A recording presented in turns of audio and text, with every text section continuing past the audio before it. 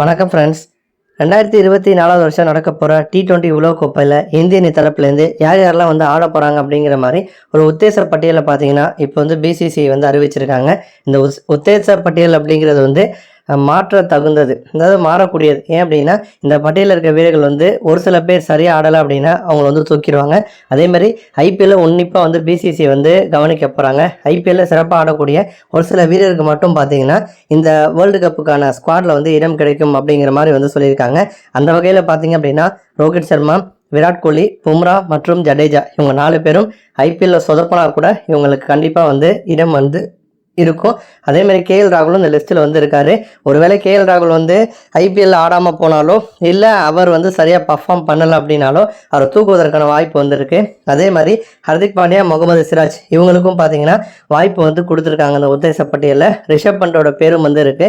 Rishabh Pant wicket keeping பண்ணுற அளவுக்கு முழு ஃபிட்னஸோடு இருந்தால் மட்டும்தான், அதே மாதிரி ஐபிஎல் சிறப்பாக ஆடினா மட்டும்தான் அவருக்கு தொடர்ந்து வாய்ப்பு கொடுப்போம் அப்படிங்கிற மாதிரி சொல்லியிருக்காங்க. அதே மாதிரி சூரியகுமார் யாதவ் இப்போ ரீசெண்டாக அதிரடி காமிச்சிட்டு இருக்கக்கூடிய ஜெய்ஸ்வால், குல்தீப் யாதவ், சுமன் கில் இவங்களோட பேரும் பார்த்தீங்கன்னா இந்த பட்டியலில் இருக்கு. அதே மாதிரி ஒரு சில வீரர்கள் இந்தியிலே இப்போதைக்கு ஆடலை அப்படின்னாலுமே கூட தொடர்ந்து நல்லா ஆடிட்டு இருக்கக்கூடிய இளம் வீரர்களான ரிங்கு சிங், திலக் வர்மா, ருத்ராஜ் கெய்க்வாட், ஷர்துல் தாக்கூர், சிவம் துபே, ரவி பிஷ்னாய், சித்தேஷ் சர்மா, வாஷிங்டன் சுந்தர், ஆவேஷ் கான், சஞ்சு சாம்சன் இவங்களுடைய பேர்லாம் பார்த்தீங்கன்னா இந்த பட்டியலில் இருக்கு.